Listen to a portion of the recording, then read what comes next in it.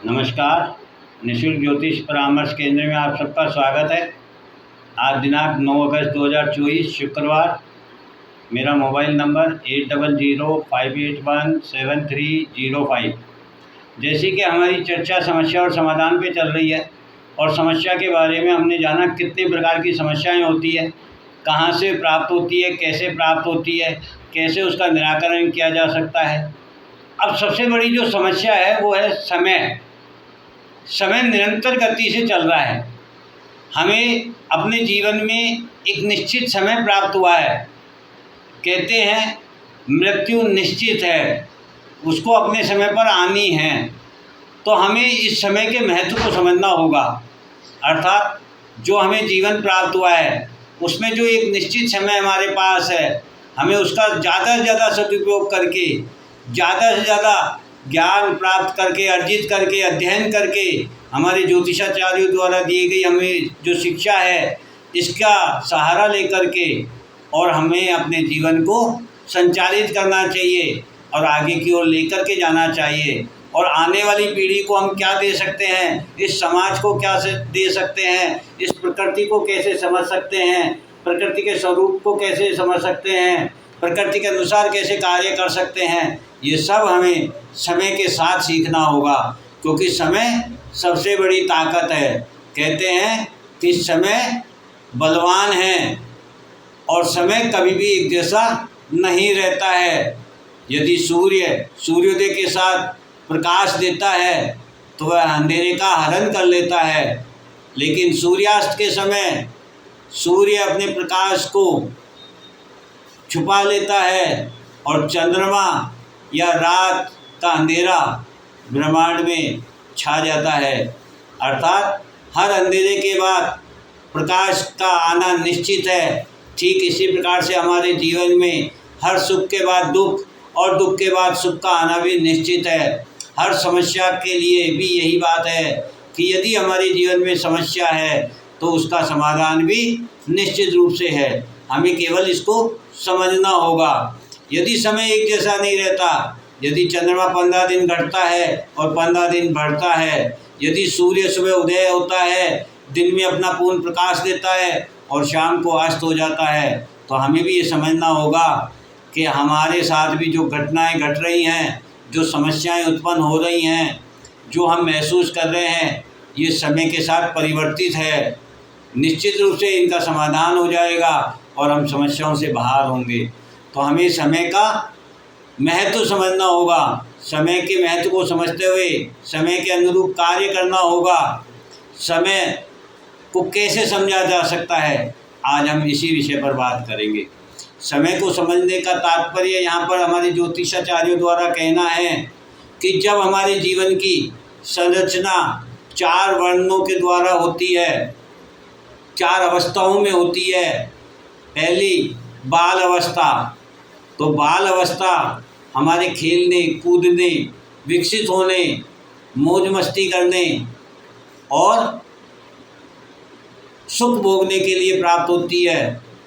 बाल अवस्था के बाद जब हमारी युवा अवस्था आती है तो वह अवस्था हमें ज्ञान प्राप्त करने के लिए प्राप्त होती है, शिक्षा प्राप्त करने के लिए प्राप्त होती है, धर्म और संस्कार को जानने के लिए प्राप्त होती है। और जब हम युवा अवस्था से प्रौढ़ अवस्था की तरफ जाते हैं तब हमें इस प्रकृति के नियमों को समझने की ज़रूरत होती है। प्रकृति में जिस प्रकार से उत्पन्न, सृजन और संहार होता है, इन चीज़ों को हमें समझने की ज़रूरत होती है कि हम क्या तो नवसृजन कर सकते हैं और कौन सी ऐसी कुरीतियाँ हैं, कौन सी ऐसी बुराइयाँ हैं जिनका हम संहार कर सकते हैं। ये हमारी प्रौढ़ अवस्था का कारक है। और फिर हमें व्रत अवस्था मिलती है जो हमें ये बताती है, ये समझाती है कि जो आपने अपना जीवन जिया है ये अभी तक समाज के लिए, परिजनों के लिए, परिवार के लिए, पत्नी बच्चों के लिए जिया है। अब आपको अगले जन्म की ओर जाना है और आपको अगले जन्म के लिए कर्म करना है और उस कर्म को करने के लिए आपको साधना करनी है, भक्ति करनी है, ईश्वर की भक्ति करनी है, ईश्वर की शरण में जाना है, एकांत में जाना है और स्वयं के आने वाले भविष्य को उज्जवल बनाने के लिए कर्म करना है। तो ये समय की गति है जो हमें बता रही है कि हमें किस समय क्या करना है। अब यदि हम अपनी समय की गति के अनुरूप कार्य नहीं करके उसके विपरीत कार्य करते हैं तो एक कहावत है या एक किसी पिक्चर का गाना भी है शायद कि जवानी नींद पर सोया, बुढ़ापा देख कर रोया। तो वो वाली बात है कि जब हमें कार्य करना था, जब हमें ज्ञान प्राप्त करना था, शिक्षा प्राप्त करनी थी और प्रौढ़ अवस्था में कर्म करना था, धर्म का प्रचार प्रसार करना था, परिवार का पालन पोषण करना था, प्रकृति के सिद्धांतों के अनुसार सृजन करना था, किसी बुराई कुरीतियों का संहार करना था, तब तो हमने आराम किया। और अब व्रत अवस्था में हम परेशान हो रहे हैं क्योंकि हमें मार्ग नहीं मिल रहा है। तो हम यदि इन अवस्थाओं को समझ लेंगे और समय को समझकर समय के अनुरूप कार्य करेंगे तो निश्चित रूप से हमें स्वास्थ्य, हमें ज्ञान, हमें धन, हमें मान सम्मान, धर्म, कर्म, प्रकृति के द्वारा प्रदत्त सभी वस्तुएं प्राप्त होगी। क्योंकि सूर्योदय हमें ये बताता है कि ये जगने का समय है, उठने का समय है, अपने नित्य कर्मों से निवृत्त होकर के आगे दिन भर होने वाले काम को करने का समय है। और जैसे ही सूर्यास्त होता है वह हमें बताता है कि ये विश्राम का समय है। अब आपकी ऊर्जा दिन भर कार्य करके क्षीण हो गई है। अब आप जब विश्राम करेंगे, पुनः ऊर्जा प्राप्त करेंगे तो एक नया सृजन करने की स्थिति में होंगे और अगले दिन फिर आप कुछ नया कर सकते हैं। यदि आप निरंतर गति से करेंगे तो जैसा हम देखते हैं कि निरंतर गति से यदि हम चलें तो हम ज़्यादा दूरी तय कर सकते हैं, लेकिन हम अपनी आवश्यकता की स्पीड से अधिक तेज़ दौड़ेंगे तो हम बहुत जल्दी हाँफ जाएंगे, हमारा सांस बढ़ जाएगा, हम दौड़ नहीं पाएंगे। तो ये स्थिति समय की गति बताती है।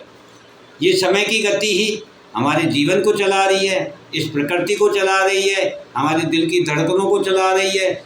जो कुछ बेस है, जो हमें प्राप्त होना है, जो हमें खोना है, जो जीवन प्राप्त हुआ है, जो जीवन का अंत होना है, जो जन्म है, मरण है, परन है, प्रत्येक चीज़ निर्धारित है और वह समय के साथ निर्धारित है।